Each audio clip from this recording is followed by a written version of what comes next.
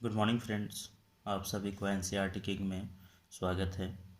आज हम लोग कक्षा 10 के अध्याय 1 जिसका नाम है रासायनिक अभिक्रिया एवं परिवर्तन, लेक्चर 1 और लेक्चर 2 में हम लोग देख लिया था कि 5 नंबर का क्वेश्चन। आज हम लोग देखेंगे बोर्ड एग्जाम में आने वाले 1 नंबर और 2 नंबर जो अध्ययन 1 के रहेंगे। तो अध्याय 1 से आने वाले प्रश्न हैं अति लघु उत्तरीय प्रश्न जो 2 नंबर में पूछे जाते हैं, और 1 नंबर का भी क्वेश्चन मैं लाया हूँ, आप लोगों को अभी मैं बताऊँगा। तो आइए हम लोग 2 नंबर का क्वेश्चन पहले हम लोग देख लेते हैं। जो पहला है, रासायनिक परिवर्तन क्या है। तो रासायनिक परिवर्तन क्या है, फिगर के माध्यम से अच्छा हम लोग मैं समझ सकते हैं।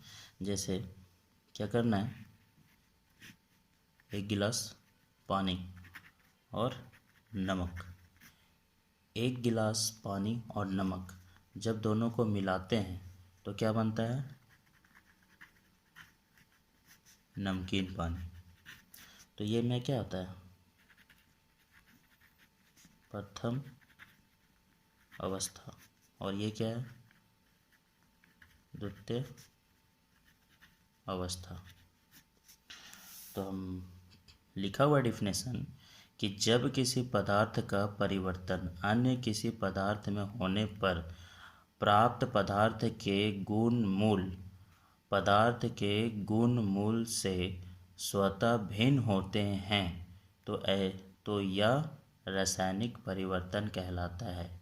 ये अगर याद ना होता है तो बहुत आसानी सरल परिभाषा मैं बता सकता हूँ कि प्रथम अवस्था से द्वितीय अवस्था में जाने के बाद द्वितीय अवस्था से प्रथम अवस्था में नहीं लाया जा सकता है।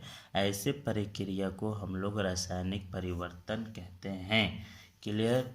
जैसे जस्ट लाइक एग्जांपल से हम लोग समझ सकते हैं कि दूध क्या हुआ, दही में परिवर्तन हुआ। तो क्या हुआ कि हम लोग दूध से दही बनाए, लेकिन दही से फिर दूध में वापस ला सकते हैं क्या, नहीं। तो ऐसे ही प्रक्रिया को क्या कहेंगे, रासायनिक परिवर्तन। की प्रथम अवस्था से द्वितीय अवस्था में जाने के बाद द्वितीय अवस्था से प्रथम अवस्था में नहीं लाया जा सकता है। ऐसे अभिक्रिया को या ऐसे परिवर्तन को रासायनिक परिवर्तन कहते हैं। दूसरा क्वेश्चन है, भौतिक परिवर्तन क्या है। तो भौतिक परिवर्तन क्या है, किसी पदार्थ की अवस्थाओं का अंततः रूपांतरण भौतिक परिवर्तन कहलाता है। ये याद ना हो तो इससे इजी प्रश्न या इजी उत्तर मैं बता सकता हूँ। क्या, यही वाला एग्जाम्पल से क्या कि प्रथम अवस्था से द्वितीय अवस्था में जाने के बाद द्वितीय अवस्था से प्रथम अवस्था में लाया जा सकता है। ऐसे परिवर्तन को भौतिक परिवर्तन कहेंगे। क्लियर। बहुत सटीक आंसर है दोस्त। लिखने पे ऐसा नहीं है कि नंबर कहीं पे कट सकता है या छट सकता है, ऐसा कोई दिक्कत नहीं होगा। कॉपी चेक करने वाले को स्पष्ट उत्तर मिलना चाहिए। उत्तर मिलेगा वैसा ही नंबर भी मिलेगा। तो सटीक आंसर है। आगे बढ़ते हैं।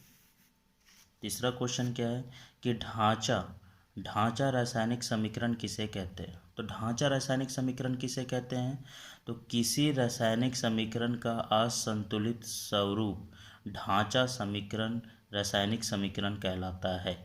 ये ढांचा रासायनिक समीकरण डिफिनेशन से ही पता लग गया होगा कि क्या, कि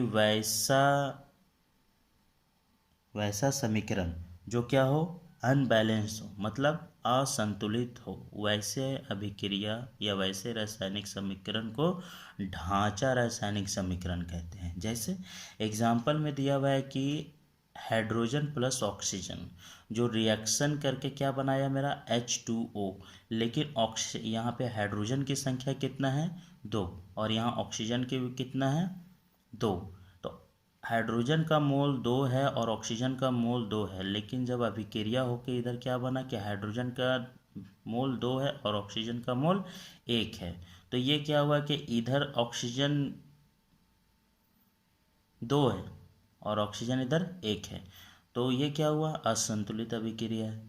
तो ऐसे ही अभिक्रिया को क्या कहेंगे, ढांचा रासायनिक अभिक्रिया समीकरण। क्लियर।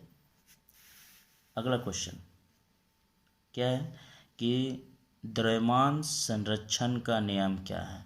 हम लोग को पहले ही हम लोग देख चुके थे कि द्रव्यमान संरक्षण का नियम क्या है।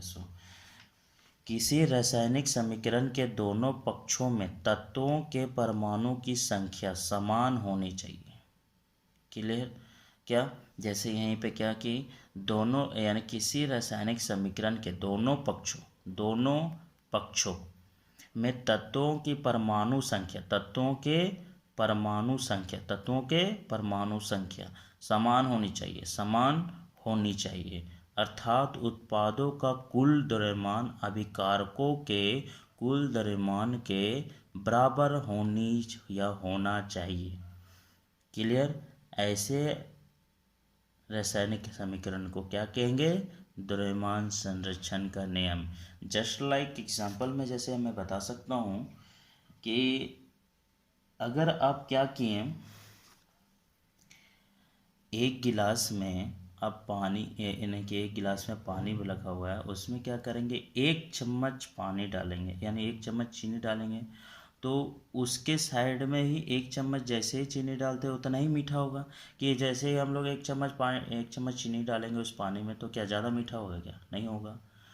तो उसी तरह यहाँ पे बोला जा रहा है कि वैसा समीकरण जिसमें दोनों पक्षों यानी कि लेफ्ट हैंड साइड और राइट हैंड साइड क्या होना चाहिए? बैलेंस होना चाहिए। अगर हाइड्रोजन का वैल्यू इधर 2 दिया हुआ है, हाइड्रोजन का मोल 2 दिया हुआ है और ऑक्सीजन का मोल 2 दिया हुआ है, तो इधर भी होना चाहिए हाइड्रोजन का मोल 2 और ऑक्सीजन का मोल 2 होना चाहिए। समझ में आ गया कि द्रव्यमान संरक्षण का नियम क्या है। 5वां क्वेश्चन, अपचयन किसे कहते हैं? पहले ही हम लोग देख लिए थे क्या कि अपचयन अभिक्रिया और उपचयन अभिक्रिया। अपचयन अभिक्रिया में क्या हम लोग देखा था कि ऑक्सीजन में कमी आना, वैसे अभिक्रिया को क्या कहेंगे? अपचयन अभिक्रिया। और उपचयन अभिक्रिया किसे कहेंगे? जिसमें ऑक्सीजन की वृद्धि होना, तो वैसे अभिक्रिया को क्या कहेंगे? उपचयन अभिक्रिया। तो अपचयन अभिक्रिया यानी कि अपचयन किसे कहते हैं? अभिक्रिया में वह पदार्थ जो अन्य पदार्थ को उपचयित करता है, क्या करता है? उपचयित करता है, उपचयक कहलाता है। अगला क्वेश्चन,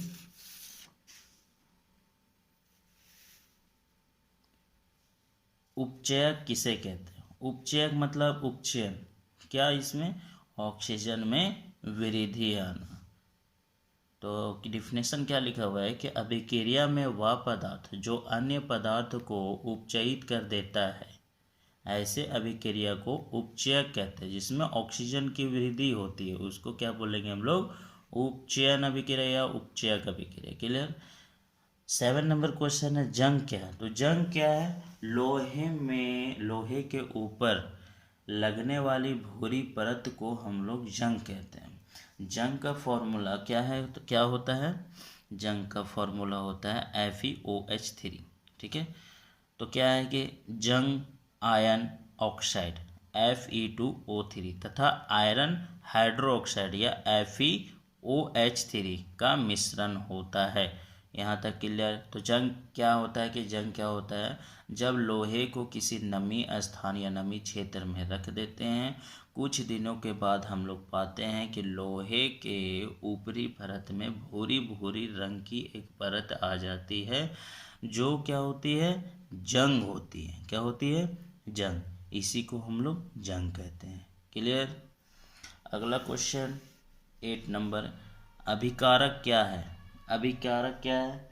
अभिकारक हम लोग पहले देख चुके हैं क्या कि अभिकारक में यहाँ पे क्या है हम लोग का?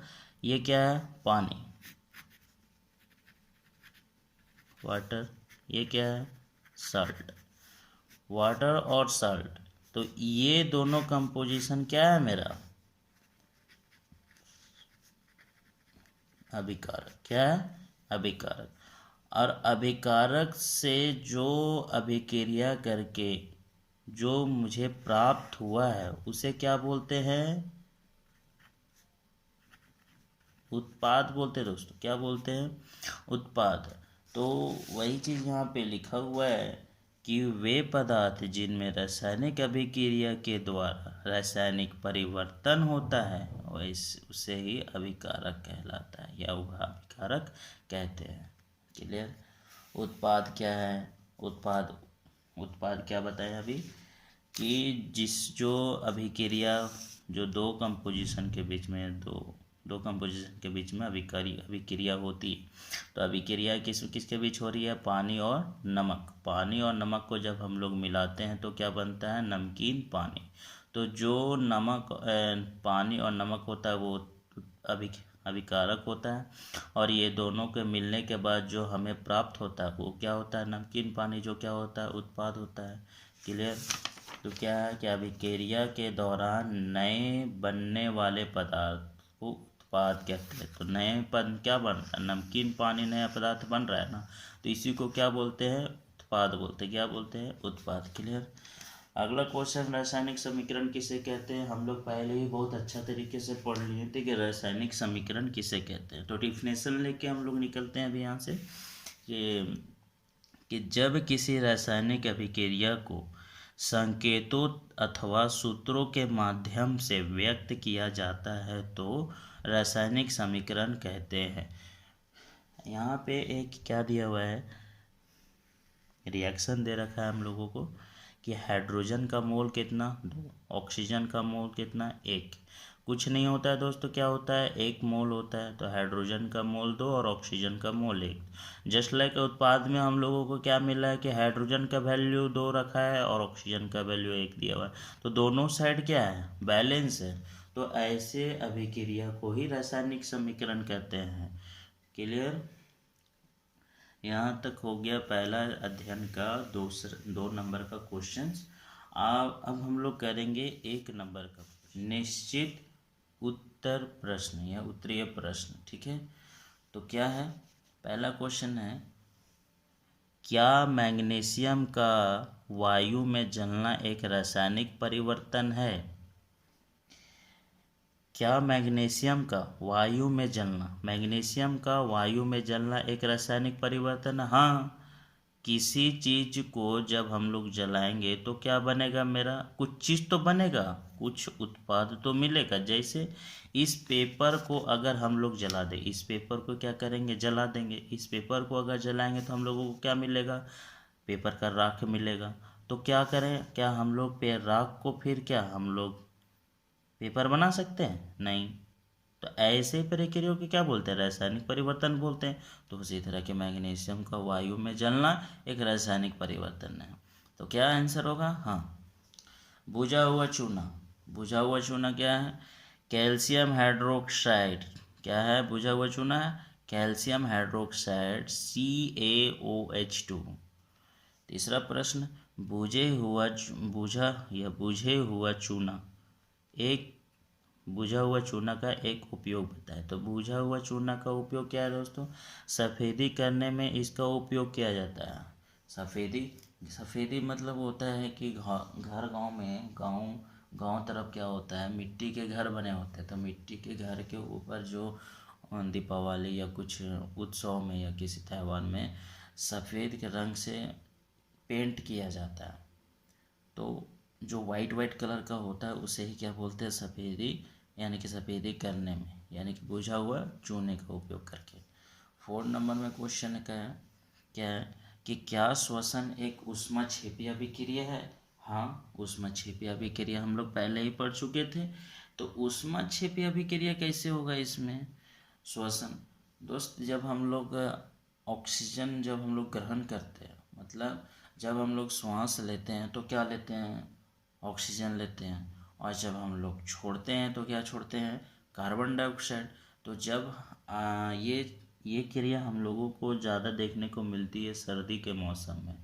आप क्या कीजिएगा, सर्दी के मौसम में हम लोग क्या देखते हैं कि ऑक्सीजन हम लोग ठंडी ठंडी हवा, जब ऑक्सीजन को हम लोग लेते हैं, एक्चुअल में ऑक्सीजन तो ठंडा ही होता है। ऑक्सीजन जब हम लोग नाक के अंदर या नाक के द्वारा जब हम लोग अंदर लेते हैं और जब उसे रिलीज़ करते हैं, मतलब जब उसे हम छोड़ते हैं, तो छोड़ने वक्त अपना हाथ जब मुंह के सामने ला के छोड़ेंगे ना, तो वो जो छोड़ते हैं कार्बन डाइऑक्साइड वो क्या होगा? गर्म निकलेगा। तो इससे क्या पता चलता है कि श्वसन करने के दौरान ऊष्मा निकलता है, मतलब श्वसन लेने के बाद जब हम उसे छोड़ते हैं तो क्या निकलता है, साथ में ऊष्मा निकलता है। तो ये सही है कि श्वसन का एक ऊष्माक्षेपी अभिक्रिया है। तो हाँ, क्लियर। 5 नंबर क्वेश्चन, श्वसन की अभिक्रिया, श्वसन की रासायनिक समीकरण लिखिए। तो श्वसन के रासायनिक समीकरण, तो ये वाला याद कर लीजिएगा, ये क्वेश्चन बहुत बार पूछा जाता है। तो ये क्या मेरा BBI क्वेश्चन है, वेरी वेरी इम्पोर्टेंट क्वेश्चन है। क्या कि C6H12O6, दोस्त ये मेरा ग्लूकोज का फॉर्मूला है। क्या है, ग्लूकोज का फॉर्मूला है C6H12O6 प्लस 6O2 ऑक्सीजन। जब हम ग्रहण करते हैं, ऑक्सीजन ग्रहण करते हैं, क्या करते हैं, ऑक्सीजन जब, और हम लोग जब छोड़ते तो क्या छोड़ते हैं, CO2 कार्बन डाइऑक्साइड। तो साथ में क्या निकलता है, ऊर्जा निकलता है। तो उसी को हम लोग क्या बोलते हैं, ऊष्माक्षेपी अभिक्रिया ना बोलते हैं।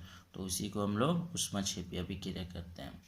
अगला क्वेश्चन, 6 नंबर क्वेश्चन, 2 धातुओं का नाम बताएं जो संक्षरित नहीं होती है। तो संक्षरित नहीं होती कौन, सोना तथा चांदी। सोना और चांदी दोस्त, जब सोना चांदी ऐसा तत्व है जो कभी भी उसमें जंग नहीं लगता। जब सोना और चांदी को कभी भी किसी नमी क्षेत्र में रख दे, कितनों दिन तक भी हम लोग रख देते हैं, तो सोना चांदी कभी संचरित नहीं होता। क्यों, क्योंकि ये प्योर धातु है। समझ में आया। जब भी हम लोग सोना या चांदी लेने जाते होंगे तो हम लोग को कैरेट में बताता होगा कि 24 कैरेट या 18 कैरेट। ऐसी तो ओरिजिनल जो गोल्ड हम लोगों को मिलता है, ये गोल्ड जो होता है वो 24 कैरेट का होता है। लेकिन जब ये किसी दुकानदार के पास हम लोग जाते हैं तो क्या करता है, हम लोग को 18 कैरेट बताता है। क्यों कि 18 कैरेट जो गोल्ड है वो गोल्ड ओरिजिनल गोल्ड होता है 18 कैरेट, और जो 6 कैरेट होता है वो अन्य पदार्थ उसमें मिलावट होते हैं। वो क्यों मिलावट होते हैं, क्योंकि अगर जो 24 कैरेट का सोना अगर हम लोग ले तो क्या होता है, बहुत सॉफ्ट होता है। अगर उससे किसी चीज़ कि कोई भी चीज़ बनाया जाए पहनने के लिए, कुछ अवशेष या बनाया जाए, कुछ कान का या कुछ चैन वगैरह बनाए, तो क्या होगा, टूट के गिर जाएगा। क्यों, क्योंकि ओरिजिनल जो सोना होता है बहुत सॉफ्ट होता है और चांदी भी बहुत सॉफ्ट होता है। इसीलिए गोल्ड का ओरिजिनल अगर जो होता है वो होता है 24 कैरेट, लेकिन 18 कैरेट होता है गोल्ड, और 6 कैरेट होता है उसमें कुछ अवशेष, मतलब एक्स्ट्रा धातु उसमें मिला होता है। क्योंकि उसको टाइट करने के लिए। इसी तरह चांदी में भी होता है। ठीक है। अगला क्वेश्चन है 7 नंबर क्वेश्चन, आलू चिप्स को उपचयन से बचाने हेतु कौन सी गैस का प्रयोग करना चाहिए। कौन सा गैस, नाइट्रोजन गैस। यहाँ उपचयन मतलब, उपचयन का मतलब, अपचयन और उपचयन हम लोग देखें। अपचयन में क्या कि ऑक्सीजन की कमी होती है, और उपचयन में क्या होता है, ऑक्सीजन की वृद्धि। अगर हम लोग जो चिप्स का पैकेट है, आलू का चिप्स का पैकेट में अगर ऑक्सीजन की वृद्धि होगी ना, तो जो चिप्स का पैकेट है, वो चिप्स जो पैकेट के अंदर होता है वो क्या होता है, अगर ऑक्सीजन की वृद्धि हो जाएगा तो जो कुरकुरापन होता है ना वो ख़त्म हो जाता है। क्या होगा, वो ख़त्म हो जाए। उसमें H2O का मतलब H2O का मात्रा बढ़ जाएगा, जिसके कारण से वो चिप्स का कुरकुरापन कम हो जाता है। इसीलिए रोकने के लिए उसे नाइट्रोजन गैस डाला जाता है। यहाँ तक हम लोगों को अध्ययन 1 का पूरा चैप्टर कंप्लीट हो गया है। बड़े क्वेश्चन से लेकर छोटा क्वेश्चन तक कंप्लीट करवा चुके हैं हम। अच्छा लगा हो तो वीडियो लाइक कीजिएगा और ज़्यादा से ज़्यादा शेयर कीजिएगा। थैंक यू हमारे इस चैनल में NCERT किंग में बने रहने के लिए। बहुत बहुत धन्यवाद।